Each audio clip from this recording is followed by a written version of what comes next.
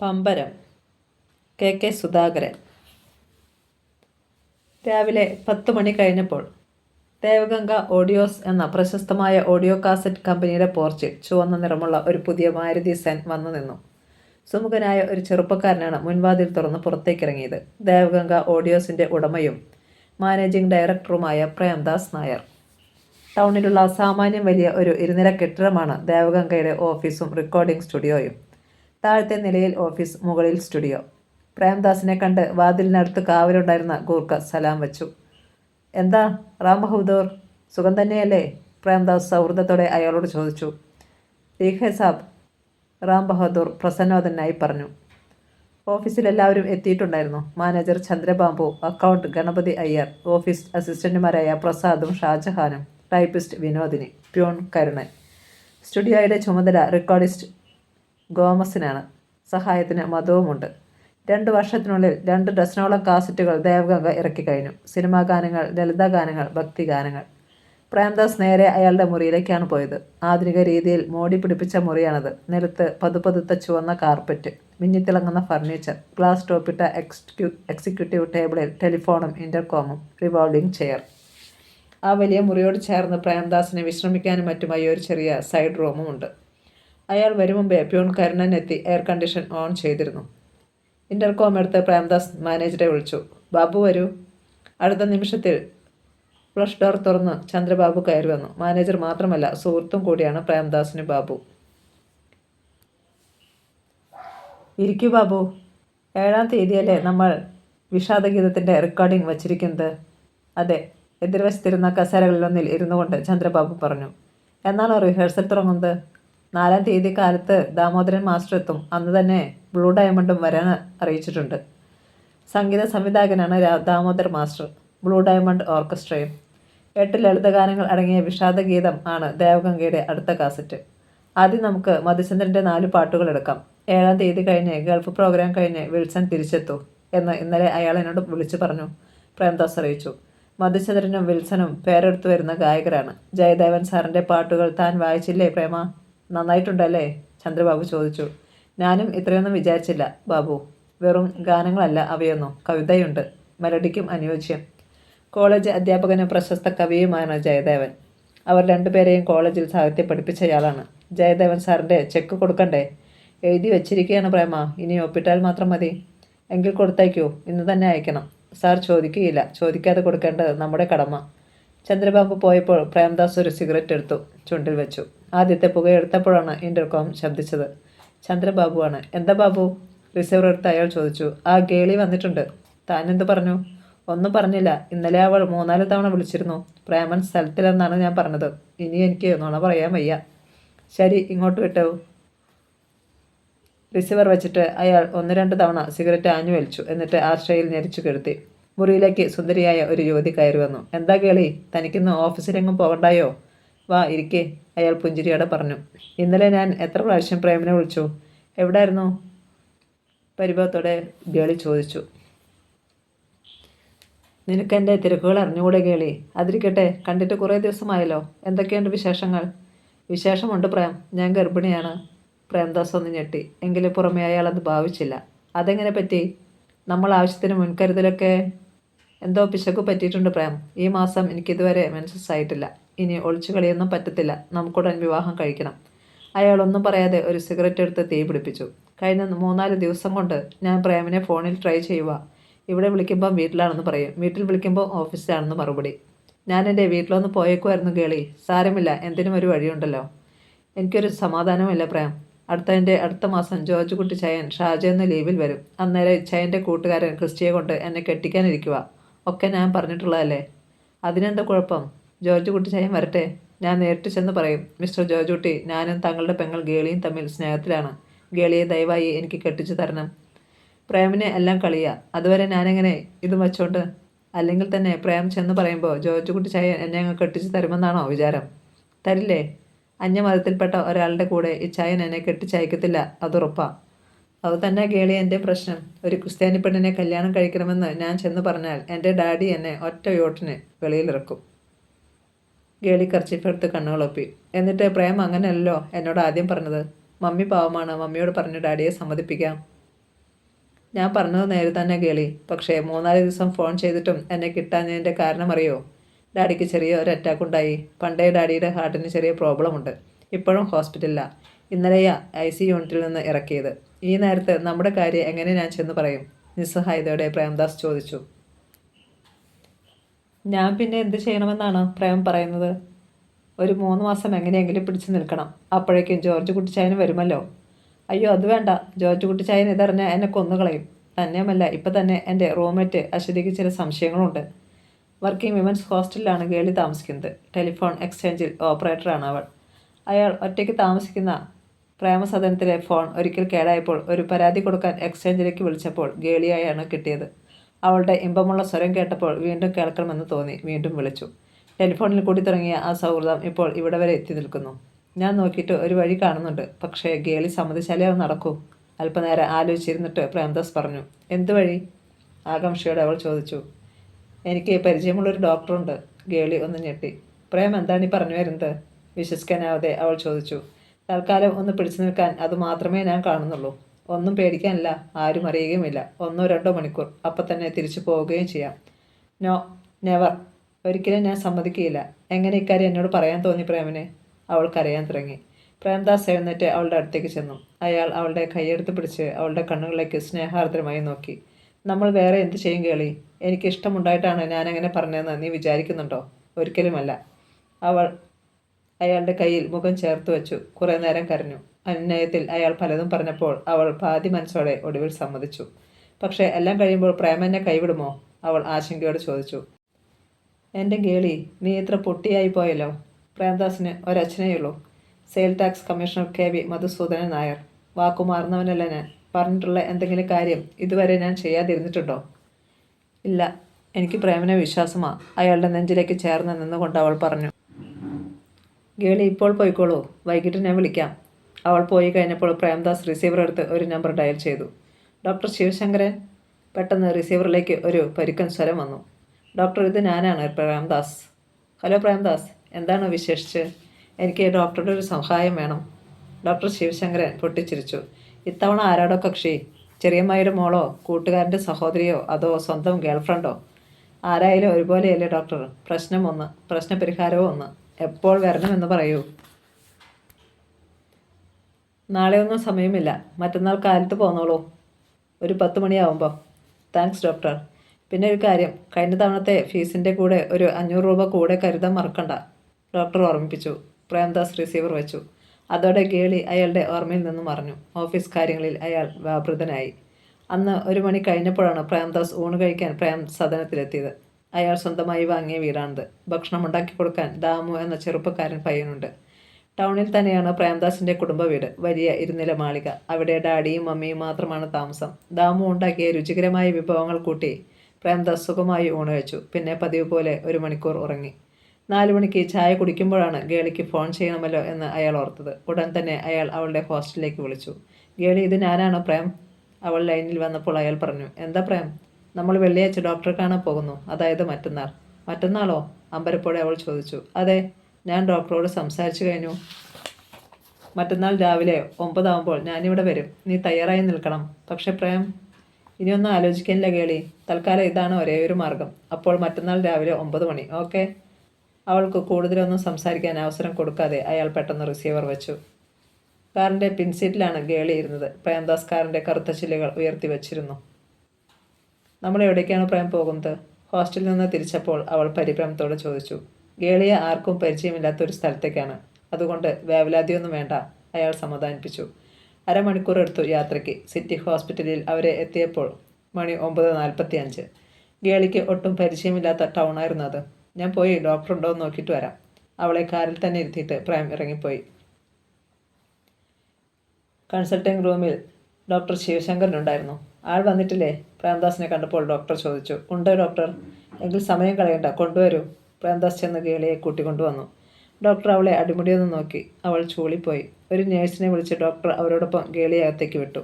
പോകും മുമ്പ് അവൾ പ്രേംദാസിനെ ഒന്ന് നോക്കി. ധൈര്യമായി പോകൂ എന്ന് അയാൾ കണ്ണുകൾ കൊണ്ട് പറഞ്ഞു. അറിയാമല്ലോ, 2 മണിക്കൂർ താമസമുണ്ട്. താൻ പോയി ഒന്ന് ചുറ്റിയടിച്ചിട്ട് വാ, ഡോക്ടർ ശിവശങ്കരൻ പറഞ്ഞു. തൊട്ടടുത്ത ഒരു ഹോട്ടലുണ്ട്, അവിടേക്കാണ് പ്രേംദാസ് പോയത്. ബാറിൽ ചെന്നിരുന്ന് അയാൾ 2 ബിയറും 1 പാക്കറ്റ് സിഗരറ്റും തീർത്ത് കഴിഞ്ഞപ്പോൾ മണി 12. അയാൾ വീണ്ടും ഹോസ്പിറ്റലിലെത്തിയപ്പോൾ മുറിയിൽ ഡോക്ടർ ശിവശങ്കരനുണ്ട്. അയാളെ കണ്ട് ഡോക്ടർ പുഞ്ചിരിച്ചു. ഗേളി എവിടെ doctor? She is all right. ഞാൻ അവളെ വീണ്ടും കന്യകയാക്കി. എന്താ, സമാധാനമായില്ലേ? Thank you doctor. പോക്കറ്റിൽ നിന്ന് ഒരു കവറെടുത്ത് പ്രേംദാസ് മേശപ്പുറത്ത് വെച്ചു. ഡോക്ടർ കവറിൽ നിന്ന് 100 രൂപ നോട്ടുകൾ എടുത്ത് എണ്ണി നോക്കി. എന്നിട്ട് തൃപ്തിയോടെ ചിരിച്ചു. ഗേളിയെ ഒരു നേഴ്സ് കൂട്ടിക്കൊണ്ടുവന്നു. ഒരു പ്രേതത്തിൻ്റേതുപോലെ അവളുടെ മുഖം വിളറിയിരുന്നു. വേദനിച്ചോ നിനക്ക്? കാറിലേക്ക് കയറുമ്പോൾ പ്രേംദാസ് ചോദിച്ചു. സാരമില്ല പ്രേം, വേദനയോടെ അവൾ പറഞ്ഞു. പ്രേംദാസ് അവളെ ഹോസ്റ്റലിൽ കൊണ്ടു ചെന്ന് വിട്ടു. എന്നാണ് പ്രേം ഇനി നമ്മൾ കാണുന്നത്? ഞാൻ ഫോൺ ചെയ്യാം. ഭയങ്കര ക്ഷീണമുണ്ട്, നല്ല വേദനയും. ഡോക്ടർ കുറിച്ച് തന്ന ടാബ്ലറ്റുകൾ വാങ്ങി കഴിക്കണം, മറക്കരുത്. അവൾ തലകുലുക്കി. ഹോസ്റ്റലിൻ്റെ ഗേറ്റ് കടന്ന് കാർ പുറത്തേക്ക് ഇറങ്ങുമ്പോഴാണ് സീറ്റിൽ ഗേളിയിരുന്ന ഭാഗത്ത് ചോരയുടെ നനവ് അയാൾ കണ്ടത്. കർച്ചീഫ് എടുത്ത് അയാൾ അത് തുടച്ചു. അന്ന് രാത്രിയിൽ കിടപ്പുമുറിയിലെ മേശയിൽ നിന്ന് പ്രേംദാസ് ഒരു ചെറിയ ഡയറി എടുത്ത് തുറന്നു. അതിൽ ഒരു പേജിൽ കുറേ സ്ത്രീകളുടെ പേരുകൾ എഴുതിയിട്ടുണ്ടായിരുന്നു. അതിൽ ഗേളി ഫെർണാണ്ടസ് എന്ന പേര് ചുവന്ന മഷി കൊണ്ട് അയാൾ വെട്ടിക്കളഞ്ഞു. വളരെ വേഗമാണ് ഒരാഴ്ച കടന്നുപോയത്. ഒരു ദിവസം പ്രേംദാസ് ഓഫീസിൽ സ്വന്തം മുറിയിലിരുന്ന് ചന്ദ്രബാബുവുമായി സംസാരിക്കുകയായിരുന്നു. ഗേളി ഇന്നലെ 2 തവണ പ്രേമിനെ വിളിച്ചിരുന്നു. തലേ ദിവസം പ്രേംദാസ് സ്ഥലത്തുണ്ടായിരുന്നില്ല. ഇനി അവൾ എന്നെ വിളിക്കേണ്ട കാര്യമൊന്നുമില്ലല്ലോ ബാബു. ഞാൻ അവളെ കഴിഞ്ഞാഴ്ച ഡോക്ടർ ശിവശങ്കറിൻ്റെ ക്ലിനിക്കിൽ കൊണ്ടുപോയതാണല്ലോ. പെട്ടെന്ന് ചന്ദ്രബാബുവിൻ്റെ മുഖത്തെ പ്രസന്നത മാഞ്ഞു. മുറിയിൽ അസുഖകരമായ ഒരു നിശബ്ദത നിറഞ്ഞു. അപ്പോഴാണ് ഫോൺ ശബ്ദിച്ചത്. പ്രേംദാസ് കൈനീട്ടി റിസീവർ എടുത്തു. പ്രേം, ഇത് ഞാനാണ് ഗേളി. പ്രേം വിളിക്കുമെന്ന് വിചാരിച്ച് ഓരോ ദിവസവും കാത്തിരിക്കുകയായിരുന്നു ഞാൻ. എന്താ വിളിക്കാത്തേ? പരിഭവത്തോടെ അവൾ ചോദിച്ചു. സോറി ഗേളി, മറന്നുപോയതല്ല. നമ്മുടെ ഫ്രണ്ട്ഷിപ്പ് കഴിഞ്ഞിരിക്കുന്നു. എൻ്റെ ജീവിതത്തിൽ ഇനി നിനക്കോ നിൻ്റെ ജീവിതത്തിൽ ഇനി എനിക്കോ സ്ഥാനമില്ല. പ്രേം, നീ ഓർക്കുന്നുണ്ടോ ഗേളി? 4-5 മാസം മുമ്പ് ഒരു ടെലിഫോൺ കോളിൽ കൂടിയാണ് നമ്മൾ പരിചയപ്പെട്ടത്. ഇന്നൊരു ടെലിഫോൺ കോളിൽ കൂടി അത് ഞാൻ അവസാനിപ്പിക്കുന്നു. പ്രേംദാസ് റിസീവർ വെച്ചു. എല്ലാം നോക്കി പകച്ചിരിക്കുകയാണ് ചന്ദ്രബാബു. ഒരു നിമിഷം കഴിഞ്ഞ് വീണ്ടും ടെലിഫോൺ ശബ്ദിച്ചു. പ്രേംദാസ് അനങ്ങിയില്ല. ചന്ദ്രബാബു കൈ നീട്ടിയെങ്കിലും പ്രേം അയാളെ തടഞ്ഞു. എടുക്കണ്ട, അതവൾ തന്നെയാണ്. അല്പനേരം കൂടി ആർത്തനാദം പോലെ ആ ബെല്ലടി മുഴങ്ങി. പിന്നീട് തോൽവി സമ്മതിക്കുന്നത് പോലെ സ്വയം നിലച്ചു. പ്രേംദാസും ഗേളിയും തമ്മിലുള്ള ബന്ധത്തെക്കുറിച്ച് ചന്ദ്രബാബുവിന് നന്നായി അറിയാമായിരുന്നു. പ്രേമിനെ കാണാൻ അവൾ പലതവണ ദേവഗംഗയുടെ ഓഫീസിൽ വന്നിട്ടുണ്ട്. ഒരു ദിവസം ഗേളി വന്നപ്പോൾ പ്രേം ഓഫീസിലില്ല. അവൾക്ക് നിരാശയായി. അവൾ കുറേ നേരം ചന്ദ്രബാബുവിൻ്റെ മുറിയിലിരുന്ന് സംസാരിച്ചു. പ്രേം എവിടെ പോയതെന്ന് അറിയാമോ ബാബു? കാത്തിരുന്ന് മടുത്തപ്പോൾ ഗേളി ചോദിച്ചു. അറിയില്ല ഗേളി. 4 മണിക്ക് വരാനാണ് എന്നോട് പറഞ്ഞത്. കണ്ടില്ല, ഇപ്പോൾ മണി 4:30 പ്രേമിന് അത്തരം ചില സ്വഭാവങ്ങളുണ്ട് ഗേളി. ചിലപ്പോൾ നമ്മൾ ചുറ്റിപ്പോകും. രാവിലെ 10:00 ഒരാളെ കാണണമെന്ന് അപ്പോയിൻമെൻറ്റ് ഫിക്സ് ചെയ്യും. അയാൾ 10:15 വന്നു കാത്തിരിക്കും. പക്ഷേ പ്രേമൻ വരില്ല. മറന്നു പോകുന്നതായിരിക്കും. അതൊന്നും ആയിരിക്കില്ല. ചിലപ്പോൾ വീട്ടിലിരുന്ന് പാട്ട് കേൾക്കുകയായിരിക്കും. ആരെങ്കിലും ഫോണിൽ അന്വേഷിച്ചാൽ ആൾ റയൻ ദാമുവിനെ ഏർപ്പെടുത്തുകയും ചെയ്യും. ഗേളി പൊട്ടിച്ചിരിച്ചു. വീട്ടിലില്ലെങ്കിൽ ചിലപ്പോൾ ഏതെങ്കിലും തിയേറ്ററിൽ പോയിരുന്ന സിനിമ കാണുകയായിരിക്കും. കാണാൻ വന്ന് കാത്തിരുന്ന ആൾ മുഷിയുമ്പോൾ എങ്ങനെയെങ്കിലും അയാളെ സമാധാനപ്പെടുത്തി തിരിച്ചയക്കുന്ന പണി എനിക്കും കിട്ടും. ശരിയാ, പ്രേമിൻ്റേതൊരു പ്രത്യേക സ്വഭാവമാണ്. ഒരിക്കൽ പ്രേമിനോടൊപ്പം ഞാൻ പോകുമ്പോൾ സിഗരറ്റ് വാങ്ങിക്കാൻ വഴിക്ക് കാർ നിർത്തി. എനിക്ക് തരാൻ ചോക്ലേറ്റും കൊണ്ടാണ് മടങ്ങിയത്. വണ്ടി 2 കിലോമീറ്റർ ഓടിയപ്പോൾ കയ്യിൽ സിഗരറ്റ് ഇല്ല. കടയിൽ നിന്ന് എടുക്കാൻ മറന്നു എന്ന് പറഞ്ഞു. തിരിച്ചു ചെന്നപ്പോൾ കൊണ്ടുപോയില്ലെന്ന് പ്രേം.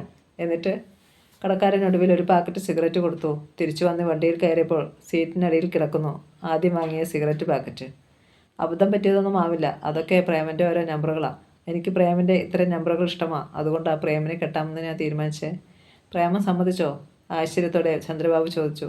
പ്രേം എന്നെക്കൊണ്ട് സമ്മതിപ്പിക്കുകയായിരുന്നു ബാബു. പക്ഷേ ചന്ദ്രബാബു അത് വിശ്വസിച്ചില്ല. പ്രേമിൻ്റെ പല സ്നേഹിതന്മാരിൽ ഒരാൾ മാത്രമാണ് ഗേളിയെന്ന് അയാൾക്കറിയാമായിരുന്നു. ഗേളിയുടെ വീട്ടുകാർ എതിർക്കയില്ലേ? ചന്ദ്രബാബു ചോദിച്ചു. എതിർക്കും. എൻ്റെ വീട്ടുകാർ മാത്രമല്ല, പ്രേമിൻ്റെ വീട്ടുകാരും അനുകൂലമായിരിക്കില്ല. അതിന് ഞങ്ങളൊരു വഴി കണ്ടിട്ടുണ്ട്. എന്തു വഴി? Register marriage. ആത്മവിശ്വാസത്തോടെ ഗേളി അന്ന് പറഞ്ഞു. പക്ഷേ ഇപ്പോൾ എന്താണ് സംഭവിച്ചത്?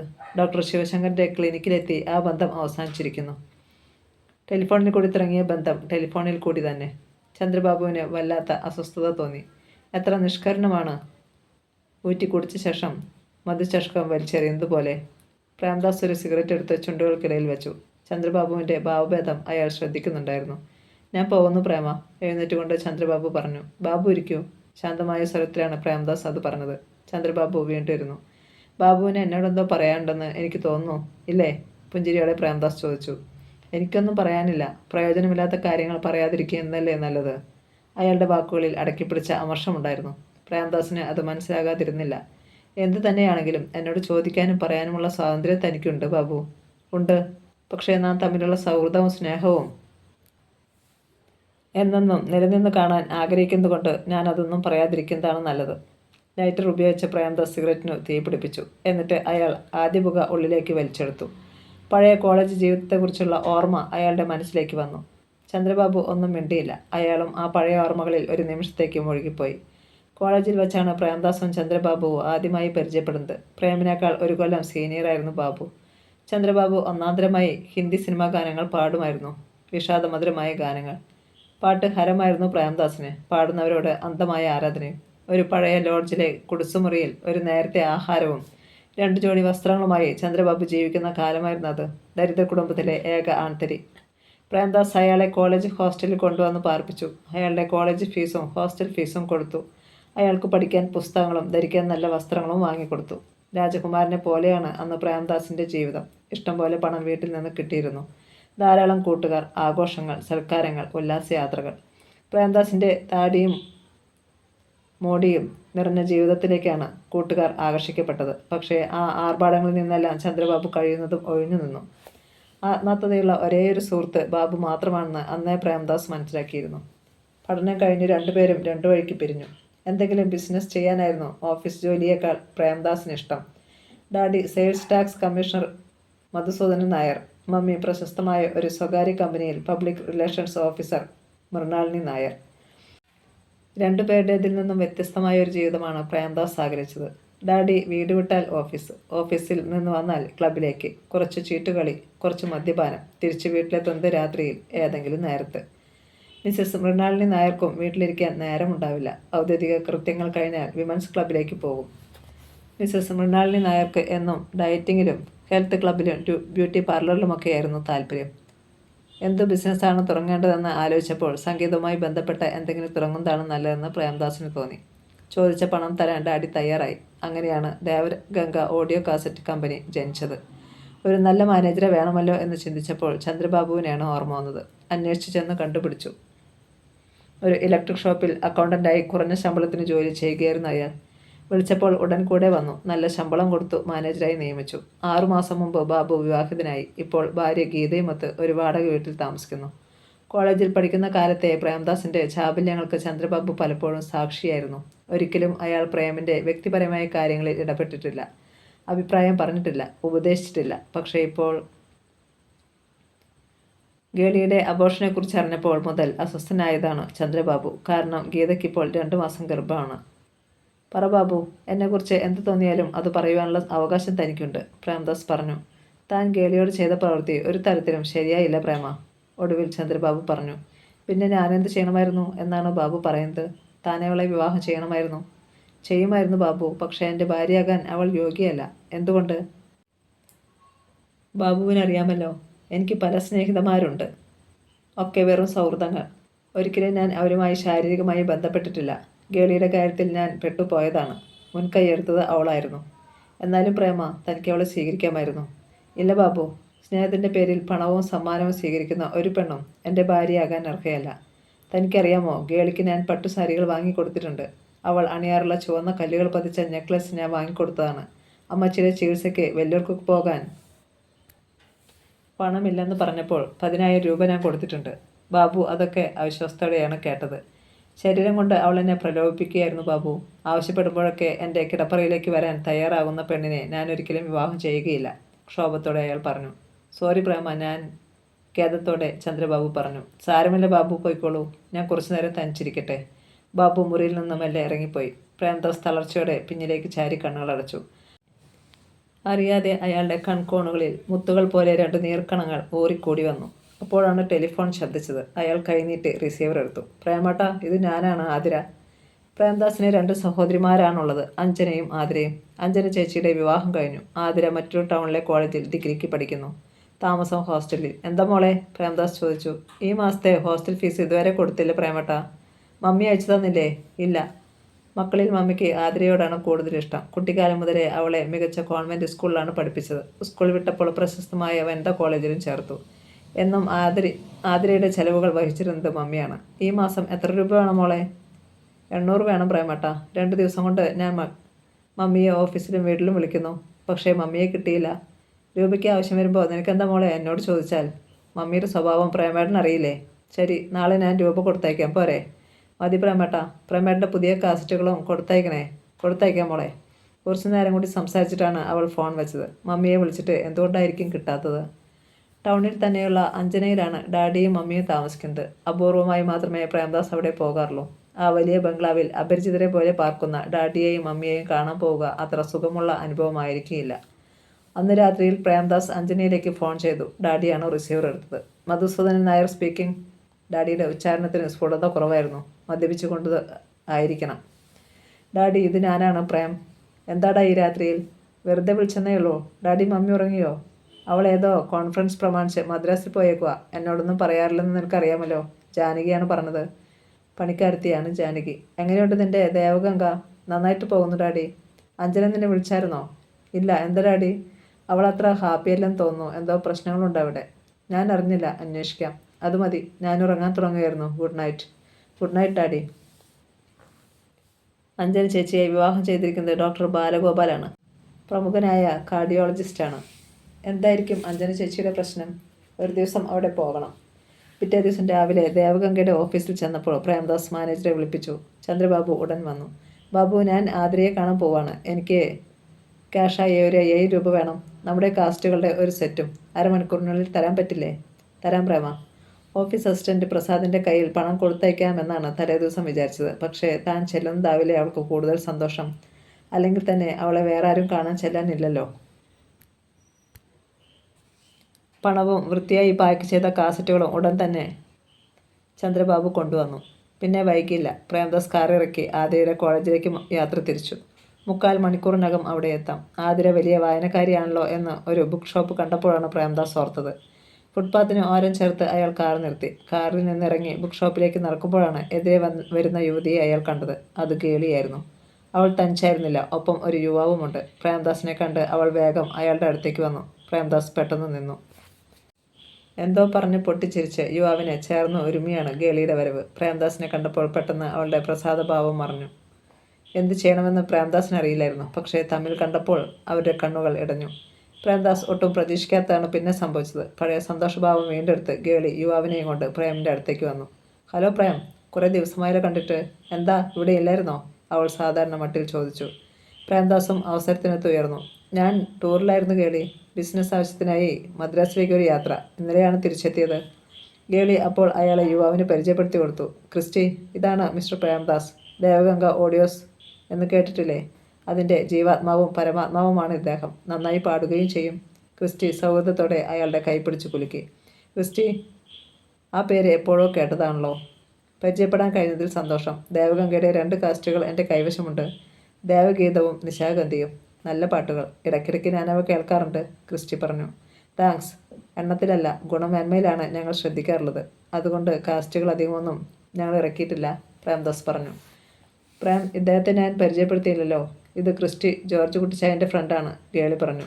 അതായത് ഗേളിയുടെ ഫ്രണ്ടല്ല ക്രിസ്റ്റി എന്നർത്ഥം അല്ലേ? ചിരിച്ചുകൊണ്ട് പ്രേംദാസ് ചോദിച്ചു. അത് കേട്ട് ഗേളിയും ക്രിസ്റ്റിയും ചിരിച്ചു. സത്യം പറയാമല്ലോ പ്രേം, ക്രിസ്റ്റിയും ഞാനും വിവാഹിതരാകാൻ പോവാണ്. 2 മാസം കഴിഞ്ഞ് ജോർജ് കുട്ടിച്ചായൻ ഷാർജയിൽ നിന്ന് വരുമ്പം ഇവിടെ ഒരാഴ്ചത്തിന് വന്നപ്പം എന്നെയും കാണാൻ വന്നതാണ് ക്രിസ്റ്റി. എങ്കിൽ ഞാനായിട്ട് ഒരു കട്ടുറും ആകുന്നില്ല, നടന്നോളൂ, പ്രേം പറഞ്ഞു. ഇപ്പോഴേ ഞാൻ ക്ഷണിക്കുകയാണ്. മിസ്റ്റർ പ്രേംദാസ് ഞങ്ങളുടെ മാരേജിന് വരണം. ഞങ്ങൾക്കതൊരു സന്തോഷവും ബഹുമതിയുമായിരിക്കും, ക്രിസ്റ്റി പറഞ്ഞു. വരാം, പക്ഷേ ഗേളിയും ക്ഷണിക്കുമോ എന്നറിയട്ടെ, ചിരിച്ചുകൊണ്ട് പ്രേം പറഞ്ഞു. ആദ്യത്തെ ഇൻവിറ്റേഷൻ കാർഡിൽ പ്രേമിൻ്റെ പേരായിരിക്കും ഞാൻ എഴുതുക, ഗേളി പറഞ്ഞു. അവർ യാത്ര പറഞ്ഞു പിരിഞ്ഞു. പ്രേംദാസ് ബുക്ക് ഷോപ്പിലേക്ക് കയറിപ്പോയി. ഒരു മിനിറ്റ് ക്രിസ്റ്റി, പ്രേമിനോട് ഞാനൊരു കാര്യം പറയാൻ മറന്നു. ഇപ്പം വരാം. അല്പം നടന്നു കഴിഞ്ഞപ്പോൾ എന്തോ ഓർത്തതുപോലെ ഗേളി പറഞ്ഞു. ക്രിസ്റ്റി തലകുലുക്കി. ഗേളി ചെന്നപ്പോൾ പ്രേം പുസ്തകങ്ങൾ തെരഞ്ഞുകൊണ്ട് നിൽക്കുകയായിരുന്നു. പ്രേം, അവളുടെ വിളി കേട്ട് അയാൾ തിരിഞ്ഞു നോക്കി. എന്താ ഗേളി? ഉദ്വേഗത്തോടെ അയാൾ ചോദിച്ചു. പ്രേമിനോട് എനിക്കൊരു അപേക്ഷയുണ്ട്. നമ്മൾ തമ്മിലുണ്ടായ ബന്ധം ഒരു കാരണവശാലും ക്രിസ്റ്റി അറിയരുത്. ഇല്ല, എനിക്ക് പ്രേമിനോട് വിരോധമൊന്നുമില്ല. ഞാനും തെറ്റുകാരിയാണ്. പക്ഷേ പ്രേം എന്നോട് പക കാണിക്കരുത്. ഇല്ല ഗേളി, സമാധാനമായി പോകൂ. കഴിഞ്ഞതൊക്കെ നമ്മൾ 2 പേരും മറന്നു കഴിഞ്ഞു. എന്താ? അവൾ പുഞ്ചിരിച്ചു. കല്യാണത്തിന് ക്ഷണിക്കില്ലേ? തീർച്ചയായും. ഞാൻ പോട്ടെ പ്രേം. ശരി. ഗേളി പോയി കഴിഞ്ഞപ്പോൾ അയാൾ ഒരു കാര്യം മനസ്സിലുറപ്പിച്ചു. അവൾക്ക് നല്ലൊരു വിവാഹ സമ്മാനം വാങ്ങിക്കൊടുക്കണം. മനോഹരമായ എന്തെങ്കിലും ഒന്ന്. പ്രേംദാസ് 4-5 നോവലുകൾ തിരഞ്ഞെടുത്തു. 3 ഇംഗ്ലീഷ്, ബാക്കി മലയാളം. കോൺവെന്റിൽ പഠിച്ചത് കാരണം ഇംഗ്ലീഷാണ് ആതിരയ്ക്ക് കൂടുതൽ പ്രിയം. മലയാളം നോവലുകളും വായിക്കാൻ ഇഷ്ടമാണ് അവൾക്ക്. പാക്ക് ചെയ്ത് കിട്ടിയ പുസ്തകങ്ങളുമായി അയാൾ കാറിൽ കയറി. വണ്ടി ടൗൺ വിട്ടപ്പോൾ കാർ സ്റ്റീരിയോയിൽ അയാൾ 45 മിനിറ്റിൻ്റെ ഒരു കാസറ്റ് ഇട്ടു. പങ്കജ് ഉദാസിൻ്റെ ഗസലുകൾ. അത് തീരുമ്പോഴേക്കും വണ്ടി ഹോസ്റ്റലിലെത്തിയിരിക്കും. ഗേളിയുമായി സൗഹൃദത്തോടെ പിരിയാൻ സാധിച്ചതിൽ പ്രേംദാസിൻ്റെ മനസ്സിന് ഒരു സുഖം തോന്നി. പാടിനൊത്ത സ്റ്റിയറിംഗ് വീലിൽ വിരലുകൾ കൊണ്ട് താളം പിടിച്ച് ഹൃദയലാഘവത്തോടെ അയാൾ വണ്ടി ഓടിച്ചു. തലയണ ഉയർത്തിവെച്ച കിടക്കയിൽ ചാരിക്കിടക്കുകയായിരുന്നു ആതിര. അപ്പോഴാണ് ഹോസ്റ്റലിൻ്റെ ഗേറ്റ് കടന്ന് ഒരു ചുവന്ന മോട്ടോർ സൈക്കിൾ കയറി വരുന്നത് അവർ ജനാലയിലൂടെ കണ്ടത്. ആതിര പെട്ടെന്ന് തല പിൻവലിച്ചു. പ്രശ്നമായല്ലോ ഗായത്രി, അവൾ അറിയാതെ പറഞ്ഞു പോയി. സുവോളജി റെക്കോർഡിംഗ് ബുക്കിൽ ചിത്രങ്ങൾ വരച്ചുകൊണ്ടിരുന്ന ഗായത്രി തലയുയർത്തി നോക്കി. എന്തുപറ്റി? വീണ്ടും വന്നിരിക്കുന്നു. ആര്? ദിനേശ്. ഇത്തവണ കൂടി നീ എന്നെ ഹെൽപ്പ് ചെയ്യണം. ഞാനിവിടെ ഇല്ലെന്ന് ചെന്ന് പറ, ആതിര അഭ്യർത്ഥിച്ചു. എനിക്ക് വയ്യ ഇനി നുണ പറയാൻ. കോളേജിൽ ഇല്ലെന്നറിഞ്ഞ് വന്നതാ അയാൾ. കോളേജിൽ സമരമായതുകൊണ്ട് ആദ്യത്തെ പീരീഡ് അവസാനിക്കും മുമ്പേ കൂട്ടം മണിയടിച്ച് ക്ലാസ് വിട്ടു. ഞാൻ ലൈബ്രറിയിലാണെന്ന് പറഞ്ഞാൽ മതി. കഴിഞ്ഞ തവണ ദിനേശ് വന്നപ്പോൾ നീ വീട്ടിൽ പോയിരിക്കുകയാണെന്നല്ലേ ഞാൻ പറഞ്ഞത്. അന്ന് തന്നെ ടൗണിൽ വെച്ച് അയാൾ നിന്നെ കാണുകയും ചെയ്തില്ലേ. ഇത്തവണ വിശ്വസിക്കത്തില്ല. പക്ഷേ എനിക്ക് ദിനേശിനെ കാണണ്ട. ക്രൂരതയല്ലേ മോളെ അത്. നിന്നെ അത്രമാത്രം സ്നേഹിക്കുന്നത് കൊണ്ടല്ലേ അയാൾ വീണ്ടും വീണ്ടും. ദിനേശിനോട് ക്രൂരത കാണിക്കാതിരിക്കാൻ വേണ്ടിയല്ലേ ഗായത്രി ഞാൻ. അതെന്താ നീ മനസ്സിലാക്കാത്തത്? നിസ്സഹായതോടെ ആതിര ചോദിച്ചു. പാതി മനസ്സോടെ ഗായത്രി എഴുന്നിട്ട് മെല്ലെ കോണിപ്പടികൾ ഇറങ്ങി താഴേക്ക് ചെന്നു. ഹോസ്റ്റലിൽ 2-ാം നിലയിലെ 76-ാം നമ്പർ മുറിയിലാണ് ആതിരയും ഗായത്രിയും താമസിക്കുന്നത്. 3 വർഷമായി ഉറ്റ സ്നേഹിതകൾ. ആതിര ഇംഗ്ലീഷ് സാഹിത്യമെടുത്ത് BA-ക്കും ഗായത്രി ജന്തുശാസ്ത്രമെടുത്ത് BSc-ക്കും പഠിക്കുന്നു. ഗായത്രി ചെന്നപ്പോൾ കയ്യിൽ തൂക്കിയ ഹെൽമറ്റുമായി പുറത്ത് ആരെയും കാണാഞ്ഞതിനാൽ വരാന്തയിൽ നിൽക്കുകയായിരുന്നു ദിനേശ്. ഗായത്രിയെ കണ്ട് അയാളുടെ മുഖത്ത് ഒരാശ്വാസഭാവം പരന്നു. Good morning. കൂട്ടുകാരി എവിടെ? ഒന്ന് കാണാൻ സാധിക്കുമോ? അയാൾ പുഞ്ചിരിയോടെ ചോദിച്ചു. അയാളുടെ നിഷ്കളങ്കതയും ആകാംക്ഷയും കണ്ടപ്പോൾ നുണ പറയാൻ ഗായത്രിക്ക് വിമ്മിട്ടം തോന്നി. പക്ഷേ ആതിര വന്നില്ല. അവൾ കോളേജിലാണ്. ഇന്ന് ക്ലാസ്സിലല്ലോ, സംശയത്തോടെ ദിനേശ് പറഞ്ഞു. ഇല്ല, പക്ഷേ കുറേ നോട്ട്സ് പ്രിപ്പയർ ചെയ്യാനുണ്ടെന്ന് പറഞ്ഞ് അവൾ ലൈബ്രറിയിലേക്ക് പോകുന്ന കണ്ടിട്ടാണ് ഞാൻ വന്നത്. ദിനേശിൻ്റെ മുഖം മങ്ങി. ലൈബ്രറിയിൽ ചെന്നാൽ കാണാൻ പറ്റുമോ? ഇന്നിപ്പോൾ കോളേജിൽ സ്ട്രൈക്ക് ആയതുകൊണ്ട് ഗേറ്റിൽ കാവൽ കാണും. ഔട്ട്സൈഡിലുള്ളവരെ ഉള്ളിലേക്ക് കടത്തിവിടുന്നു തോന്നണില്ല. ഇനി എന്ത് ചെയ്യണമെന്നറിയാതെ അയാൾ ഒരു നിമിഷം പരിങ്ങി നിന്നു. ഗായത്രിയോട് ഞാനൊരു കാര്യം ചോദിച്ചാൽ സത്യം പറയുമോ? അവൾ ആദ്യയോടെ അയാളെ നോക്കി. സത്യം പറയാൻ പറ്റുന്ന ചോദ്യമല്ല അയാൾ ചോദിക്കാൻ പോകുന്നതെന്ന് അവൾക്ക് ഉറപ്പുണ്ടായിരുന്നു. ചോദിക്കൂ. എനിക്കറിയാവുന്ന കാര്യമാണെങ്കിൽ പറയാം. ആതിരയ്ക്ക് എന്തിനാണ് എന്നോട് ഇത്രയ്ക്ക് വെറുപ്പ്? എന്തിനാണ് അവൾ എന്നെ ഇങ്ങനെ അവോയ്ഡ് ചെയ്യുന്നത്? അവൾക്ക് ഇഷ്ടമില്ലാത്ത ഒന്നും ഞാൻ പറയുകയോ പ്രവർത്തിക്കുകയോ ചെയ്തിട്ടില്ലല്ലോ. നിങ്ങൾ രണ്ടാളും ക്ലോസ് ഫ്രണ്ട്സ് അല്ലേ? എന്തെങ്കിലും പറഞ്ഞിട്ടുണ്ടോ ഗായത്രിയോട്? ഗായത്രി ഒന്ന് ചിരിച്ചു. അതൊരു കൃത്രിമമായ ചിരിയായിപ്പോയെന്ന് അവൾക്ക് തന്നെ തോന്നി. ഒക്കെ ദിനേശിൻ്റെ തെറ്റിദ്ധാരണയാ. അവൾക്ക് ദിനേശിനോട് ഒരു ഇഷ്ടക്കുറവുമില്ല. ഒഴിവാക്കാൻ ശ്രമിക്കുന്നുമില്ല. ഇതവളുടെ ഫൈനൽ ഇയർ അല്ലേ? ഒരുപാട് എഴുതാനും വായിക്കാനുമുണ്ട്. അതുകൊണ്ട് പഴയതുപോലെ കാണാനും സംസാരിക്കാനും സമയം കിട്ടാഞ്ഞിട്ടാണ്. അല്ലാതെ. എങ്കിൽ സാരില്ല. ഗായത്രിക്കറിയാലോ, ആഴ്ചയിൽ 2-3 തവണ ഞങ്ങൾ കാണാറുള്ളതാ. ഇപ്പോൾ ഞാൻ ആതിരയെ കണ്ടിട്ട് 3 ആഴ്ചയായി. ഫോണിൽ പോലും അവളെ കിട്ടാറില്ല. അതുകൊണ്ടാണ് എനിക്ക് സംശയം. എക്സാം കഴിയട്ടെ, അതുവരെ ക്ഷമിച്ചുകൂടെ? പുഞ്ചിരിയോടെ അവൾ ചോദിച്ചു. കാത്തിരിക്കാൻ ഞാൻ തയ്യാറാണ് ഗായത്രി, എത്ര കാലം വേണമെങ്കിലും. ദിനേശ് വാച്ചിൽ നോക്കി. ഞാൻ പോവാണ്. ഓഫീസിൽ നിന്ന് 1/2 മണിക്കൂർ പെർമിഷൻ വാങ്ങിയിട്ട് വന്നതാ. ആതിര വരുമ്പോൾ ഞാൻ വന്നിട്ട് പോയെന്ന് പറയില്ലേ? പറയാം. ഹെൽമറ്റ് ശിരസിൽ ഉറപ്പിച്ച് ദിനേശ് ബൈക്ക് സ്റ്റാർട്ടാക്കി ഓടിച്ചു പോകുന്നതുവരെ ഗായത്രി അവിടെ നിന്നു. പിന്നെ ഒരു ദീർഘനിശ്വാസത്തോടെ അവൾ മുകളിലേക്കുള്ള പടികൾ കയറി. ഒരു സ്വകാര്യ കൺസ്ട്രക്ഷൻ കമ്പനിയിൽ എഞ്ചിനീയറാണ് ദിനേശ്. പോയോ? അവൾ തിരിച്ചു ചെന്നപ്പോൾ ആതിര ചോദിച്ചു. പോയി മോളെ. കണ്ടിട്ട് എനിക്ക് സങ്കടം വന്നു. എൻ്റെ സങ്കടത്തെക്കുറിച്ച് നീ എന്താ ഗായത്രി ഓർക്കാത്തേ? ഓർക്കാത്തതല്ല, പക്ഷേ നീ ഒരാവശ്യമില്ലാതെയാണ് വേവലാതിപ്പെടുന്നത്. അക്കാര്യം എനിക്ക് ഉറപ്പാണ്. ഡോക്ടർ സംശയം പറഞ്ഞില്ലേ? അതിൽ കൂടുതൽ. മുറിയിലേക്ക് പ്രീ ഡിഗ്രിയിലെ സന്ധ്യ തോമസ് കയറി വന്നത് കണ്ട് ആതിര പെട്ടെന്ന് നിർത്തി. ചേച്ചി, എനിക്കൊരു 1 രൂപ നാണയം തരുമോ? സന്ധ്യ ഗായത്രിയോട് ചോദിച്ചു. സോറി, ഇല്ലല്ലോ സന്ധ്യേ. ആർക്ക് ഫോൺ ചെയ്യാനാണ് സന്ധ്യേ? അവളുടെ മുഖത്തെ നിരാശ കണ്ട് ആതിര ചോദിച്ചു. എൻ്റെ ഫ്രണ്ട് ലക്ഷ്മിക്ക്. ഹോസ്റ്റലിൽ 2 ഫോണുകളാണുള്ളത്. ഒന്ന് സാധാരണ ഫോൺ, അത് എപ്പോഴും മാഡം പൂട്ടി വെച്ചിരിക്കും. മറ്റേത് 1 രൂപ നാണയം വിട്ട് പുറത്തേക്ക് വിളിക്കാവുന്ന ഫോൺ. ഞാൻ തരാൻ സന്ധ്യ കോയിൻ, ആതിര പറഞ്ഞു. ഒരു ചെറിയ പ്ലാസ്റ്റിക് ഡബ്ബ നിറയെ അവൾ 1 രൂപ നാണയം ശേഖരിച്ചു വച്ചിട്ടുണ്ട്. ആഗ്രഹിക്കുമ്പോഴൊക്കെ ദിനേശിന് ഫോൺ ചെയ്യാൻ. ഇനി എന്തിനാണ് ആ നാണയങ്ങൾ? ഒരു നാണയം എടുത്ത് അവൾ സന്ധ്യയ്ക്ക് കൊടുത്തു. നന്ദി പറഞ്ഞിട്ട് സന്ധ്യ ഓടിപ്പോയി. ഗായത്രി അപ്പോഴേക്കും ചിത്രം വരയ്ക്കുന്നതിൽ മുഴുകിക്കഴിഞ്ഞിരുന്നു. അവളെ ശല്യപ്പെടുത്തണ്ട എന്ന് വിചാരിച്ച് ആതിര വെറുതെ കണ്ണുകൾ അടച്ചു കിടന്നു. കുറേ നേരം കഴിഞ്ഞപ്പോൾ സന്ധ്യ വീണ്ടും വന്നു. ആതിര ചേച്ചിക്ക് ഒരു വിസിറ്റർ, അവൾ പറഞ്ഞു. ആരാ സന്ധ്യ? പേരൊന്നും പറഞ്ഞില്ല ചേച്ചി. ആതിര ഗായത്രിയെ നോക്കി. ആ നോട്ടത്തിൻ്റെ അർത്ഥം അവൾക്ക് മനസ്സിലായി. ഇത്തവണ നീ തന്നെ ചെല്ല്, എനിക്ക് വയ്യ. സന്ധ്യ പോയി കഴിഞ്ഞപ്പോൾ ഗായത്രി പറഞ്ഞു. ആതിര മെല്ലെ എഴുന്നേറ്റു. ശരിയാ, ഞാൻ പോകാം. ഇന്ന് എല്ലാം ഞാൻ തുറന്നു പറയും. എനിക്ക് വേറൊരു കാമുകൻ കൂടിയുണ്ടെന്ന് ദിനേശ് അറിയട്ടെ. കാമുകനോ? അതെ, 7 കുതിരകളെ പൂട്ടിയ രഥത്തിൽ കയറ്റി എന്നെ കൊണ്ടുപോകാൻ വരുന്ന കാമുകൻ. എമിലി ഡിക്കൻസിൻ്റെ ഒരു കവിതയുണ്ട്, നീ അത് വായിച്ചിട്ടില്ലേ? ഗായത്രി തുറച്ചു നോക്കുന്നത് കണ്ടില്ലെന്ന് നടിച്ച് ആതിര സ്റ്റെയർകേസ് ഇറങ്ങി താഴേക്ക് ചെന്നു. അവൾ ചെന്നപ്പോൾ വിസിറ്റേഴ്സ് റൂമിൽ ഏകനായി പ്രേംദാസ് ഇരിക്കുന്നുണ്ടായിരുന്നു. പ്രേമേട്ടനായിരുന്നോ?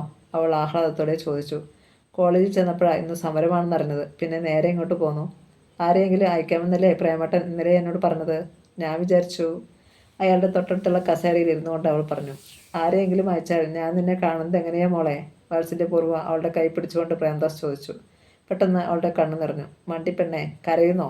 നീ പറഞ്ഞ സാധനം ഞാൻ കൊണ്ടുവന്നിട്ടുണ്ട്, ഇരിക്കെ, ഞാൻ എടുത്തു കൊണ്ടുവരാം. പ്രേംദാസ് പുറത്തേക്കിറങ്ങി കാറിനടുത്തേക്ക് ചെന്നു. ആതിരയും കൂടെ ചെന്നു. പ്രേമേട്ടൻ പുതിയ കാർ വാങ്ങിച്ചോ? മിന്നിത്തിളങ്ങുന്ന ചുവന്ന മാരുതി സാൻ കണ്ട് അവൾ അത്ഭുതത്തോടെ ചോദിച്ചു. എങ്ങനെയുണ്ട്? ഞാൻ കഴിഞ്ഞ മാസം വാങ്ങിച്ചതാണ്. ബ്യൂട്ടിഫുൾ. എന്നെ ഇതിലൊന്ന് ചുറ്റിയടിക്കാൻ കൊണ്ടുപോകില്ലേ പ്രേമേട്ട? അതിനല്ലേ ഞാൻ വന്നത്. നമ്മളിന്ന് പുറത്തു പോയി ലഞ്ച് കഴിക്കുന്നു.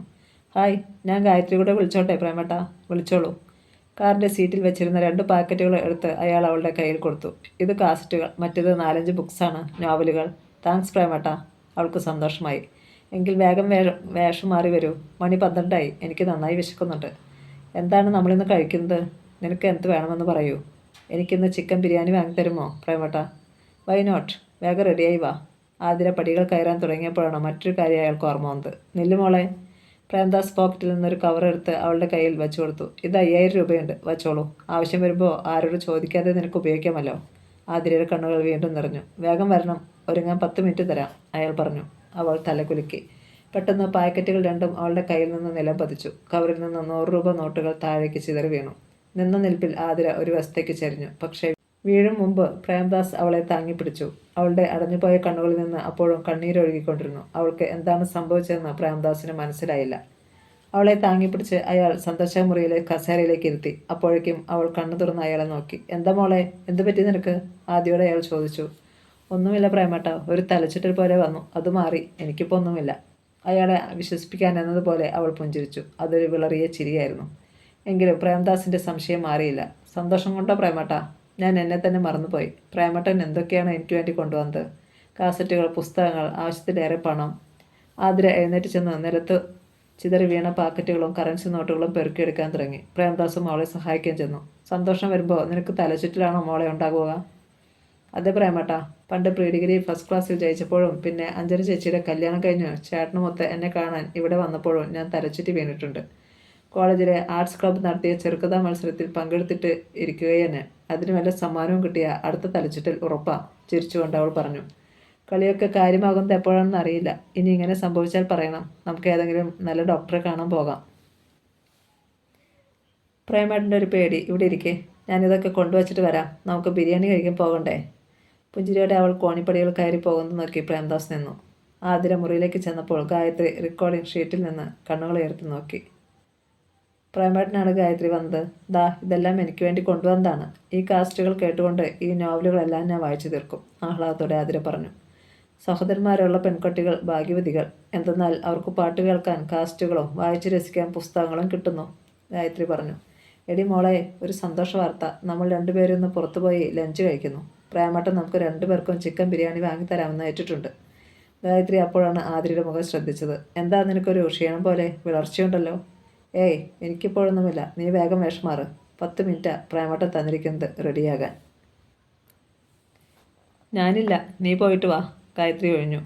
ആതിരയുടെ മുഖം വാടി. അതെന്താ വരാൻ വയ്യാത്തത്? ആങ്ങളെയും പെങ്ങളും കൂടി പോയാൽ മതി. കണ്ടില്ലേ നീ, എനിക്കിനിയും ഒരുപാട് ഷീറ്റുകൾ വരയ്ക്കാനുണ്ട്. നാളെ സബ്മിറ്റ് ചെയ്തില്ലെങ്കിൽ ഫിലിപ്പ് സാർ ഒപ്പിട്ട് തരില്ല. കൂടി വന്നാൽ 1 മണിക്കൂർ, അത്രയേ എടുക്കൂ ഗായത്രി. പ്ലീസ് വരുന്നേ.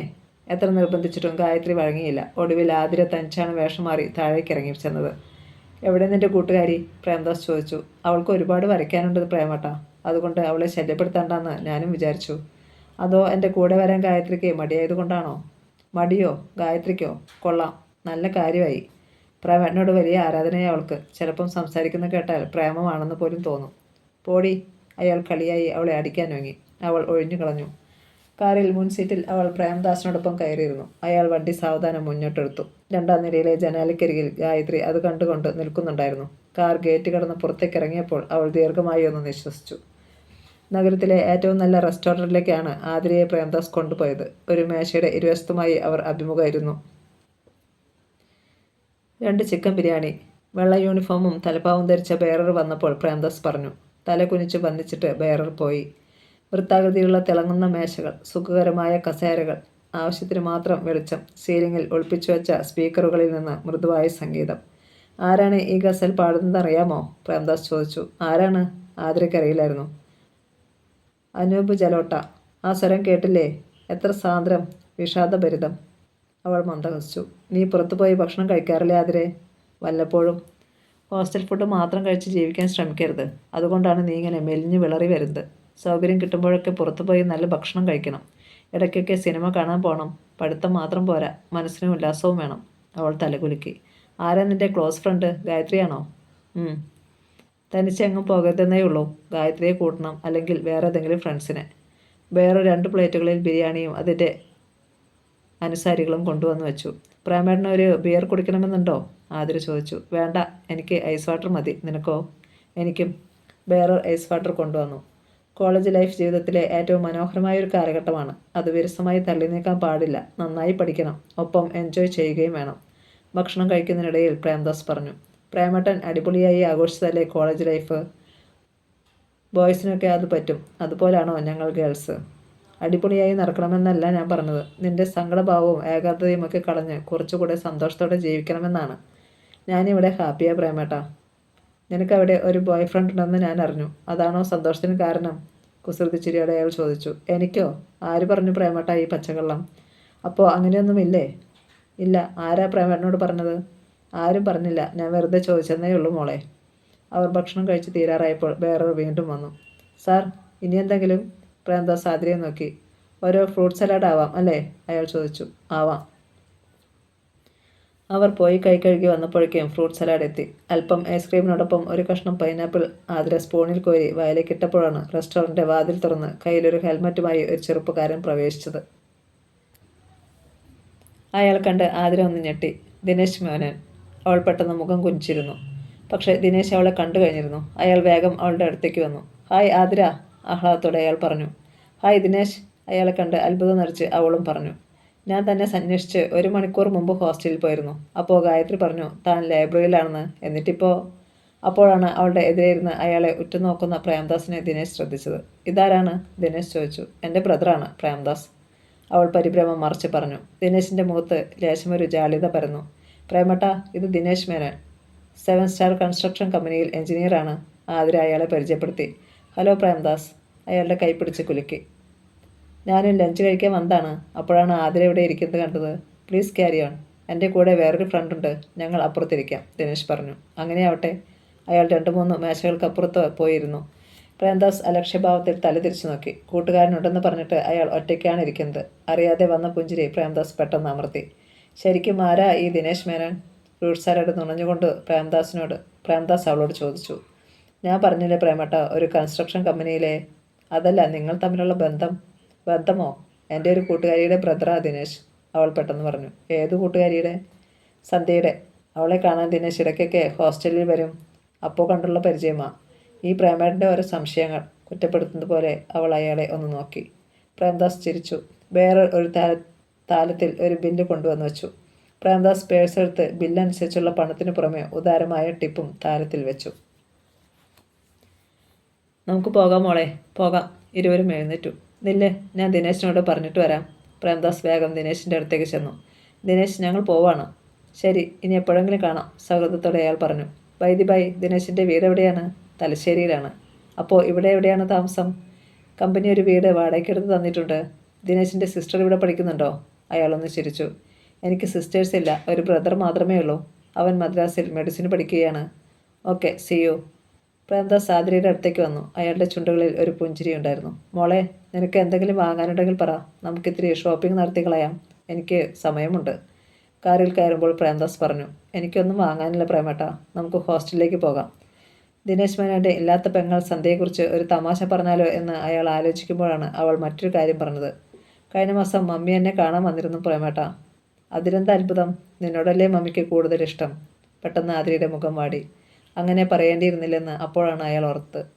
3 മക്കളിൽ ഡാഡി ഏറ്റവും കുറച്ച് സ്നേഹിക്കുന്നത് ആതിരയെയാണ്. കാരണം അവൾ സ്വന്തം മകളില്ലെന്നാണ് ഡാഡിയുടെ വിശ്വാസം. അവൾ ജനിക്കുന്ന കാലത്ത് മമ്മിക്ക് ഒരാളുമായി അടുപ്പമുണ്ടായിരുന്നു. ഡാഡി അവളെ കുറച്ച് സ്നേഹിക്കുന്നതുകൊണ്ട് മമ്മി അവളെ ഏറ്റവും കൂടുതൽ സ്നേഹിക്കുന്നു.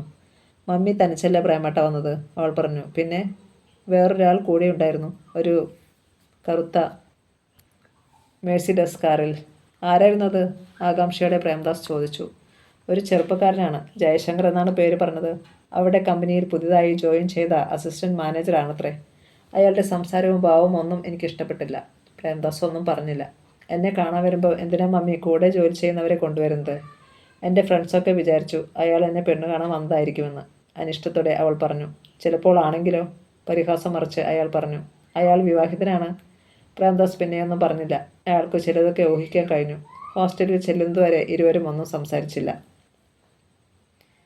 ഞാൻ പോട്ടെ മോളെ, എന്തെങ്കിലും ആവശ്യമുണ്ടെങ്കിൽ വിളിക്കണം, അവൾ തലകുലുക്കി. അയാൾ പിന്നെ നിന്നില്ല. അപ്പോൾ തന്നെ മടങ്ങിപ്പോന്നു. ഒരാഴ്ച കഴിഞ്ഞു. രാവിലെ ദേവഗംഗയിലേക്ക് പോകാൻ ഒരുങ്ങുമ്പോൾ വീട് വഴി പോയാലോ എന്ന് പ്രേംദാസിന് തോന്നി. മമ്മിയെയും ഡാഡിയെയും കണ്ടിട്ട് കുറേ നാളായി. എന്തിനു കാണണം? ഇപ്പോൾ ചെന്നാൽ രണ്ടുപേരും അഞ്ജനയിൽ ഉണ്ടാവില്ല. 9:30 ഓഫീസിലേക്ക് പോകും. ഞാൻ പോവാ ദാമു, പുറത്തേക്ക് ഇറങ്ങുമ്പോൾ അയാൾ വിളിച്ചു പറഞ്ഞു. അവൻ വാതിലിനടുത്ത് വന്ന് നോക്കി.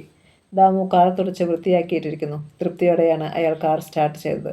ജംഗ്ഷനിൽ ചെന്നപ്പോൾ വലത്തേക്ക് തിരിയുന്നതിന് പകരം ഇടത്തേക്കാണ് തിരിഞ്ഞത്. 1/2 കിലോമീറ്റർ ചെന്നാൽ അഞ്ജനയിലെത്താം. ജനിച്ചു വളർന്ന വീട്. പക്ഷേ ഇപ്പോൾ പണ്ടുപയോഗിച്ച മുറിയിലിരുന്ന് പഴയ സ്മരണകളായി വിറക്കാനാണ് ഇപ്പോൾ അഞ്ജനയിൽ പോകാറുള്ളത്. പ്രേംദാസ് ചെന്നപ്പോൾ വീടിൻ്റെ ഗേറ്റ് തുറന്നു കിടക്കുന്നു. പോർച്ചിൽ ഒരു കറുത്ത മേഴ്സിഡസ് ബെൻസ് കാർ. അയാളുടെ ഉള്ളം ഒന്ന് ആളി. കറുത്ത മേഴ്സിഡസ് കാറിൽ വന്നിരിക്കുന്നത് ആതിര പറഞ്ഞ ജയശങ്കർ ആയിരിക്കുമെന്ന് പ്രേംദാസിന് ഉറപ്പുണ്ടായിരുന്നു. മമ്മിയുടെ കമ്പനിയിലെ പുതിയ അസിസ്റ്റന്റ് മാനേജർ. പോർച്ചിന് വെളിയിൽ പ്രേംദാസ് കാർ നിർത്തി. ഡ്രോയിങ് റൂമിൽ നിന്ന് പാശ്ചാത്യ സംഗീതത്തിൻ്റെ അലകൾ ഒഴുകി വരുന്നുണ്ടായിരുന്നു. പ്രേംദാസ് പടികൾ കയറി ചെന്നു. വാതിലിന് വെളിയിൽ തവിട്ട് നിറത്തിലുള്ള 2 ഷൂസ്. ഡ്രോയിങ് റൂമിലെ സോഫയിൽ വെളുത്ത് തുടുത്ത ഒരു ചെറുപ്പക്കാരനിരിക്കുന്നു. ക്ലീൻ ഷേവ് ചെയ്ത മുഖം. ഏതോ ഹിന്ദി സിനിമയിൽ നിന്ന് ഇറങ്ങി വന്ന താരത്തെ പോലെ സുന്ദരൻ. ഇടത് കൈയിൽ ഓറഞ്ച് ജ്യൂസ് നിറച്ച ഗ്ലാസ്. വലത് കൈവിരലുകൾക്കിടയിൽ എരിയുന്ന സിഗരറ്റ്. TV സ്ക്രീനിൽ അർദ്ധനഗ്നയായ ഒരു മദാമ സുന്ദരി വാടിത്തിമിർക്കുന്നു. കാൽ പെരുമാറ്റം കേട്ട് ചെറുപ്പക്കാരൻ തിരിഞ്ഞു നോക്കി. പ്രേംദാസിനെ കണ്ട് അയാളുടെ മുഖത്ത് ഒരു അനിഷ്ടഭാവം തെളിഞ്ഞു. ആരെയെ കാണണ്ടേ? അയാൾ ചോദിച്ചു. അയാളുടെ ആ അധികാരഭാവം പ്രേംദാസിനെ ഒട്ടും രസിച്ചില്ല. മിസ്സസ് മൃണാളിനി മധുസൂദനെ ഒന്ന് കാണാൻ പറ്റുമോ? പ്രേംദാസിൻ്റെ സ്വരത്തിൽ നിറഞ്ഞു നിന്ന പരിഹാസം ചെറുപ്പക്കാരനും ഒട്ടും രസിച്ചില്ല. മിസ്സസ് മൃണാളിനി തിരക്കിലാണ്. എന്തെങ്കിലും അറിയിക്കാനുണ്ടെങ്കിൽ പറയൂ, ഞാൻ പറഞ്ഞേക്കാം. താങ്കൾ ആരാണെന്ന് മനസ്സിലായില്ലല്ലോ. വിനീതഭാവം വിടാതെ പ്രേംദാസ് ചോദിച്ചു. I am Jayashankar, assistant manager, ഘനഗംഭീര സ്വരത്തിൽ അയാൾ പറഞ്ഞു. ആരുടെ? മിസ്സസ് മൃണാളിനിയുടെയോ അതോ ഡെൽറ്റ കമ്പനിയുടെയോ? ജയശങ്കറിൻ്റെ മുഖം ചുവന്നു. What nonsense are you talking? പുച്ഛത്തോടെ അയാൾ ചോദിച്ചു. രാവിലെ വെറുതെ ചൂടാവണ്ട സാർ. മിസ്സസ് മൃണാളിനി വരുമ്പോൾ അവരുടെ മകൻ പ്രേംദാസ് വന്നിട്ട് കാണാൻ അനുവാദം കിട്ടാതെ പോയെന്ന് പറഞ്ഞാൽ ഉപകാരമായിരുന്നു. ജയശങ്കർ പെട്ടെന്ന് ഇളിഭ്യതയോടെ എഴുന്നേറ്റു. സോറി മിസ്റ്റർ പ്രേംദാസ്, എനിക്ക് മനസ്സിലായില്ലായിരുന്നു. മിസ്സസ് മൃണാളിനി നിങ്ങളെക്കുറിച്ച് പറഞ്ഞിട്ടുണ്ട്. ഇരിക്കൂ. എൻ്റെ വീട്ടിൽ ഞാൻ അതിഥിയും നിങ്ങൾ ആതിഥേയനും അല്ലേ? അതിരിക്കട്ടെ, നിങ്ങൾ വന്നത് ഔദ്യോഗിക കാര്യത്തിനോ അതോ വ്യക്തിപരമായ സന്ദർശനമോ? റിമോട്ട് കൺട്രോൾ എടുത്ത് TV ഓഫാക്കിയിട്ട് പ്രേംദാസ് ചോദിച്ചു. വീട്ടിൽ ഏതോ മുറിയിൽ മമ്മിയുണ്ടെന്ന് അയാൾക്കറിയാമായിരുന്നു. അടുക്കളയിൽ പണിക്കാരത്തിയും. പക്ഷേ ആരുടെയും അനക്കം കേട്ടില്ല. മിസ്റ്റർ പ്രേംദാസിനറിയാമല്ലോ, ഞാനും മൃണാളിനി മാഡവും ഒരേ കമ്പനിയിൽ മാനേജ്മെൻറ്റ് കാഡറിൽ വർക്ക് ചെയ്യുന്നവരാണ്. ചിലപ്പോൾ ഒഫീഷ്യലായും അല്ലാതെ ഞങ്ങൾക്ക് ബന്ധപ്പെടേണ്ടി വരാറുണ്ട്. മമ്മി നിങ്ങളുടെ വീട്ടിലും വരാറുണ്ടോ? ഇതുവരെ വന്നിട്ടില്ല. വരാമെന്ന് മാഡം പ്രോമിസ് ചെയ്തിട്ടുണ്ട്. മാഡത്തെ പരിചയപ്പെടാൻ ഗീത കാത്തിരിക്കുകയാണ്. ആരാണ് ഗീത? എൻ്റെ വൈഫാണ്. ആരൊക്കെയുണ്ട് വീട്ടിൽ? വൈഫ് മാത്രമേ ഉള്ളൂ. ഒരു സെർവൻറ്റിനെ കിട്ടാൻ ശ്രമിച്ചുകൊണ്ടിരിക്കുന്നു. ഒരു കാര്യം ഞാൻ പറയാം മിസ്റ്റർ ജയശങ്കർ. വീട്ടുകാര്യവും ഓഫീസ് കാര്യവും തമ്മിൽ കൂട്ടി കുഴയ്ക്കാതിരിക്കുന്നതാണ് നല്ലത്, ഗൗരവത്തോടെ പ്രേംദാസ് പറഞ്ഞു. ആര് പറഞ്ഞു ഞാൻ ഇങ്ങനെ കൂട്ടിക്കുഴയ്ക്കുന്നെന്ന്? ഇല്ലേ, എൻ്റെ സിസ്റ്റർ ആതിരയെ കാണാൻ മമ്മിയോടൊപ്പം നിങ്ങളും അവളുടെ ഹോസ്റ്റലിൽ ചെന്നിരുന്നില്ലേ? ജയശങ്കർ ഒന്ന് വിളറി. ഓഫീസ് കാര്യത്തിന് വേണ്ടി അതുവഴി പോകേണ്ടി വന്നപ്പോൾ മാഡം ആഗ്രഹിച്ചതനുസരിച്ച് കയറിയതാണ്, അയാൾ പറഞ്ഞു. നിങ്ങളെക്കാൾ പ്രായം കൂടിയവളെങ്കിലും ഒരു സ്ത്രീയോടൊപ്പം ഔദ്യോഗിക യാത്ര എന്ന പേരും പറഞ്ഞ് നിങ്ങൾ ചുറ്റി നടക്കുന്നത് ഭാര്യയ്ക്കറിയാമോ? ജയശങ്കർ ഒന്ന് ചിരിച്ചു. നിങ്ങളെപ്പോലെയല്ല. എൻ്റെ ഭാര്യ വിശാല മനസ്കയാണ്, സംശയരവുമല്ല. അയാൾ തന്നെ ഒന്ന് കൊച്ചാക്കാൻ ശ്രമിച്ചതാണെന്ന് പ്രേംദാസിന് മനസ്സിലായി. നിങ്ങളുടേതും വിശാലമായ ഒരു മനസ്സായിരിക്കുമോ? പ്രേംദാസ് ചോദിച്ചു. അതെ, എന്താ ഇത്ര സംശയം? അപ്പോഴാണ് അകത്തുനിന്ന് മൃണാളിനി വന്നത്. ഓഫീസിലേക്ക് പോകാനുള്ള വേഷത്തിലായിരുന്നു അവർ. ഓറഞ്ച് നിറത്തിലുള്ള സാരി, അതിന് മാച്ച് ചെയ്യുന്ന ബ്ലൗസ്, തോളൊപ്പം വെച്ച് മുറിച്ച മുടി, ചുണ്ടിൽ ലിപ്സ്റ്റിക്ക്, കഴുത്തിൽ വൈരമാല, കയ്യിൽ തൂക്കിയിട്ട ഹാൻഡ് ബാഗ്. പ്രേംദാസിനെ കണ്ട് അവരുടെ മുഖത്തെ പ്രസാദം മാഞ്ഞു. എന്താ പ്രേം, പതിവില്ലാതെ ഈ വഴിയൊക്കെ? ഒരു ചിരി വരുത്തിക്കൊണ്ട് അവർ ചോദിച്ചു. മമ്മി ഉണ്ടെങ്കിൽ ഒന്ന് കണ്ടിട്ട് പോകാമെന്ന് വിചാരിച്ച് കയറിയതാണ്. ഞാൻ സാധാരണ 9-ന് ഓഫീസിൽ പോകുമെന്ന് നിനക്കറിയാവുന്നതല്ലേ? അപ്പോൾ ഈ നേരത്ത് വന്നത് എന്നെ കാണാനല്ല. മണിയിപ്പം 10 ഏതു നേരത്താ മമ്മി ഓഫീസിൽ കാണുക, ഏതു നേരത്താ വീട്ടിൽ കാണുക എന്നൊന്നും തീർച്ചയാക്കാൻ പറ്റില്ലല്ലോ ഇപ്പോൾ. 2 ദിവസം മമ്മിയെ ഓഫീസിലും വീട്ടിലും വിളിച്ചിട്ട് കിട്ടിയില്ലെന്ന് ആതിര പറഞ്ഞു. നീ അവളെ കണ്ടോ? കഴിഞ്ഞ ആഴ്ച ഞാനവളെ കാണാൻ പോയിരുന്നു. എന്തിനാ അവൾ വിളിച്ചത്?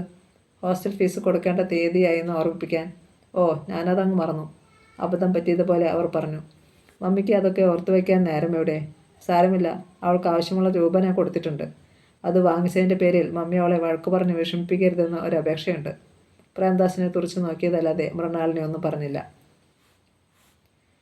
പിന്നെ ഒരു കാര്യം കൂടി, മമ്മിക്ക് ആതിരയെ കാണാൻ പോകണമെന്നുണ്ടെങ്കിൽ തനിച്ച് പോകുന്നതാണ് ഭംഗി. അവളുടെ ഹോസ്റ്റലിലെ കൂട്ടുകാരികൾ അത്ര വിശാല മനസ്കരോ ആധുനിക ചിന്താഗതിക്കാരോ അല്ല. ജയശങ്കറിൻ്റെ മുഖത്തേക്ക് നോക്കിയാണ് ഒടുവിലത്തെ വാക്കുകൾ പ്രേംദാസ് പറഞ്ഞത്. പിന്നെ അയാൾ അവിടെ നിന്നില്ല. ഉടൻ ഇറങ്ങി. ദേവഗംഗയിലേക്ക് കാർ ഓടിക്കുമ്പോൾ ജയശങ്കറെക്കുറിച്ചാണ് അയാൾ ആലോചിച്ചത്. അവനെ അങ്ങനെ വിട്ടാൽ പറ്റില്ല. എങ്ങനെയാണ് കൈകാര്യം ചെയ്യേണ്ടത്? പെട്ടെന്ന് അയാളുടെ മനസ്സിൽ ഒരാശയം മിന്നി. അതെ, ഒന്ന് പരീക്ഷിച്ച് നോക്കുക തന്നെ. ദേവഗംഗയിലെത്തിയപ്പോൾ പ്രേംദാസ് റിസീവർ എടുത്ത് മമ്മിയുടെ കമ്പനിയിലേക്ക് ഫോൺ ചെയ്തു. ഹലോ, ദിസ് ഇസ് ഡെൽറ്റ, റിസപ്ഷനിലെ സ്ത്രീ പറഞ്ഞു. അസിസ്റ്റന്റ് മാനേജർ മിസ്റ്റർ ജയശങ്കർ ഒന്ന് തരാമോ പ്ലീസ്? പ്രേംശങ്കർ പറഞ്ഞു. ജയശങ്കർ ഓഫീസിലെത്താൻ നേരമായിട്ടില്ലെന്ന് അയാൾക്ക് നല്ല ഉറപ്പുണ്ടായിരുന്നു. പ്ലീസ് ഹോൾഡ് ഓൺ, സ്ത്രീ പറഞ്ഞു. റിസീവറിലൂടെ വന്ന സംഗീതം ശ്രവിച്ചുകൊണ്ട് പ്രേംദാസ് 1 മിനിറ്റോളം ഇരുന്നു. മിസ്റ്റർ ജയശങ്കർ ഇതുവരെ ഓഫീസിൽ എത്തിയിട്ടില്ലല്ലോ. പ്രതീക്ഷിച്ച മറുപടി അപ്പോൾ വന്നു. അദ്ദേഹം എവിടെയാണ് താമസിക്കുന്നതെന്ന് അറിയാമോ? House number 38 church road. Premdas അത് റൈറ്റിംഗ് പാഡിൽ കുറിച്ചിട്ടു. അദ്ദേഹത്തിൻ്റെ വീട്ടിലെ ടെലിഫോൺ നമ്പർ കൂടി ഒന്ന് തരാമോ? ഒരു അത്യാവശ്യ കാര്യത്തിനായി കോൺടാക്റ്റ് ചെയ്യാനാണ്. ജയശങ്കറിൻ്റെ വീട്ടിലെ നമ്പറും ഉടൻ കിട്ടി. പ്രേംദാസ് ഒന്ന് പുഞ്ചിരിച്ചു. എന്നിട്ട് ഒരു സിഗരറ്റ് എടുത്ത് ചുണ്ടിൽ വെച്ച് തീ പിടിപ്പിച്ചു. ഇനി വീട്ടിലേക്ക് വിളിച്ച് മിസ്സസ് ജയശങ്കറുമായി സംസാരിക്കണം. എന്തൊക്കെയാണ് സംസാരിക്കേണ്ടത് എന്നതിനെക്കുറിച്ച് അയാൾ മനസ്സിൽ ഒരു രൂപരേഖ തയ്യാറാക്കി.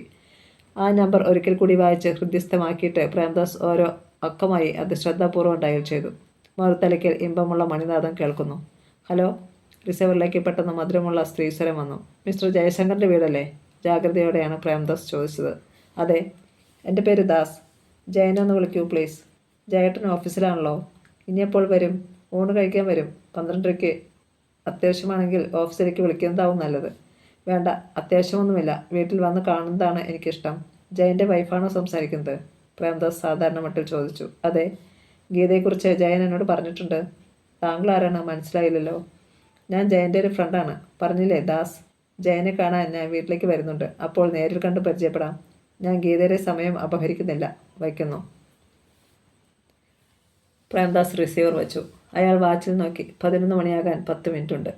കൃത്യം 12:15 ചർച്ച് റോഡിലേക്ക് പോകുന്നു. 38-ാം നമ്പർ വീട്ടിലെത്താൻ 5 മിനിറ്റ് മതി.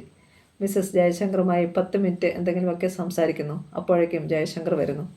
വെറുതെ ഒരു സൗഹൃദ സന്ദർശനത്തിന് വന്നതാണെന്ന് അയാളോട് പറഞ്ഞിട്ട് അപ്പോൾ തന്നെ യാത്ര പറയുന്നു. വിശാല മനസ്കൻ്റെ പ്രതികരണം എന്താണെന്നറിയാമല്ലോ. മിസ്സസ് ജയശങ്കർ സംസാരിക്കാൻ കൂട്ടാക്കിയില്ലെങ്കിലോ? അത് സാരമില്ല. ജയശങ്കർ വരുന്നതുവരെ അവിടെ ഇരിക്കുക എന്നത് മാത്രമാണ് പ്രധാനം. ആരെയും സംസാരിച്ച് വശത്താക്കാനുള്ള കഴിവുണ്ട് പ്രേംദാസിന്. ആ കഴിവ് നഷ്ടപ്പെട്ടിട്ടില്ല എന്ന് മനസ്സിലാക്കാൻ കൂടിയുള്ളതാണ് ഈ അവസരം. പെട്ടെന്ന് ഇൻ്റർകോം ശബ്ദിച്ചു. പ്രേംദാസ് റിസീവർ എടുത്തു. മാനേജർ ചന്ദ്രബാബു വരുന്നത്. എന്താ ബാബു? പ്രേമനെ കാണാനൊരു പെൺകുട്ടി വന്നിരിക്കുന്നു. ഗായികയാണ്, മീര. എന്താണ് കാര്യം? ഇന്ന് കാണാൻ ടൈം ഫിക്സ് ചെയ്ത് കൊടുത്തതാ പ്രേമ. ഓർക്കുന്നില്ലേ? നമ്മുടെ ജയദേവൻ സാർ സജസ്റ്റ് ചെയ്ത കുട്ടിയാണ്. പ്രേംദാസിന് പെട്ടെന്ന് ഓർമ്മ വന്നു. മധുചന്ദ്രൻ്റെ ഒപ്പം പാടാൻ ഒരു പുതിയ ഫീമെയിൽ വോയിസ് വേണം. അതറിഞ്ഞപ്പോഴാണ് ജയദേവൻ സാർ മീരയെക്കുറിച്ച് പറഞ്ഞത്. യൂണിവേഴ്സിറ്റി യുവജനോത്സവത്തിൽ ലളിതഗാനത്തിനും ശാസ്ത്രീയ സംഗീതത്തിനും 1ാം സമ്മാനം കിട്ടിയ കുട്ടിയാണ്. ബാബു, ആ കുട്ടിയോട് വരാൻ പറയൂ. അയാൾ അനുവാദം കൊടുത്തു. 1 മിനിറ്റ് കഴിഞ്ഞപ്പോൾ 18 പ്രായം തോന്നിക്കുന്ന ഒരു പെൺകുട്ടി വാതിൽ തുറന്ന് അയാളുടെ മുറിയിലേക്ക് കയറി വന്നു. അല്പം ഒന്ന് ഇരുണ്ട നിറമായിരുന്നു അവളുടേത്. എങ്കിലും ചന്തമുള്ള കുട്ടി. ലേശം ഒരു പരിഭ്രമത്തോടെ അവൾ പ്രേംദാസിനെ നോക്കി. മീര? അയാൾ ചോദിച്ചു. അതെ, ഇരിക്കൂ. അവൾ അയാൾക്ക് അഭിമുഖമായി മേശയുടെ മറുവശത്തുള്ള കസേരയിലിരുന്നു. മീര പാടും ഇല്ലേ? ഉവ്വ്. വീട്ടിൽ ആരൊക്കെയുണ്ട് മീരയ്ക്ക്? അച്ഛനും അമ്മയും പിന്നെ ഒരു അനുജത്തിയും. അച്ഛൻ എന്ത് ചെയ്യുന്നു? അധ്യാപകനാണ് സ്കൂളിൽ. സംഗീതാധ്യാപകനാണോ? അവൾ ചിരിച്ചു. അല്ല. ശാസ്ത്രീയമായി സംഗീതം പഠിച്ചിട്ടുണ്ടോ മീര? പഠിച്ചുകൊണ്ടിരിക്കുകയാണ്. ഒരു പാട്ട് പാടാമോ? ഇഷ്ടമുള്ള ഏതെങ്കിലും മതി. മീര ധ്യാനിക്കുന്നത് പോലെ ഒന്ന് കണ്ണുകളടച്ചു. എന്നിട്ട് ഒരു പാട്ടുപാടി. പ്രശസ്തമായ ഒരു ലളിതഗാനമായിരുന്നു അത്. ഓടക്കുഴലേ ഓടക്കുഴലേ, ഓമന താമരക്കണ്ണൻ്റെ ചുണ്ടിലെ പൂമത് നൂറുന്നവളെ. മനോഹരമായ ശബ്ദമായിരുന്നു മീരയുടേത്. പക്ഷേ ശിക്ഷണം കുറവ്. തേച്ചു മിനുക്കി എടുത്താൽ ഉയരങ്ങളിലെത്തും ഉറപ്പ്. എല്ലാം മറന്ന് പല്ലവിയും അനുപല്ലവിയും അവൾ പാടിത്തീർത്തു. നന്നായിരിക്കുന്നു. പാട്ട് തീർന്നപ്പോൾ അയാൾ അഭിനന്ദിച്ചു. അവൾ നന്ദിപൂർവ്വം അയാളെ നോക്കി. മീരാ ബച്ചൻ കേട്ടിട്ടുണ്ടോ മീര? ഉണ്ട്. മീരമാർക്കെല്ലാം എന്താണ് കണ്ണനോട് ഇത്ര പ്രേമം? അയാൾ കളിയായി ചോദിച്ചു. അവൾ ലജ്ജയോടെ ചിരിച്ചു. എൻ്റെ പേരറിയാമോ മീരയ്ക്ക്? പ്രേംദാസ്. അതെ, പ്രേംദാസ്, അഥവാ പ്രേമത്തിൻ്റെ വിനീതദാസൻ. അവൾ വീണ്ടും ചിരിച്ചു. മീരയുടെ പാട്ട് എനിക്കിഷ്ടപ്പെട്ടു. എന്നാലും വോയിസ് ടെസ്റ്റ് കഴിഞ്ഞിട്ട് എന്തെങ്കിലും പറയാൻ പറ്റൂ? ഇന്ന് ഞങ്ങളുടെ റെക്കോർഡിസ്റ്റ് വന്നിട്ടില്ല. ഗോമസ് ഇവിടെയുള്ള ഒരു ദിവസം വരണം. തീയതി അറിയിക്കാം. എന്താ? വരാം സാർ. എങ്കിൽ മീര ഇപ്പോൾ പോയിക്കോളൂ. Thank you sir. അവൾ എഴുന്നേറ്റ് ഒന്ന് കൈകൂപ്പിയിട്ട് വാതിലിന് നേരെ നടന്നു. പ്രേംദാസ് അവളെ തന്നെ നോക്കിയിരിക്കുകയായിരുന്നു. മീര, ഒന്ന് നിൽക്കൂ, പെട്ടെന്ന് അയാൾ പറഞ്ഞു. കഥ തുടരും.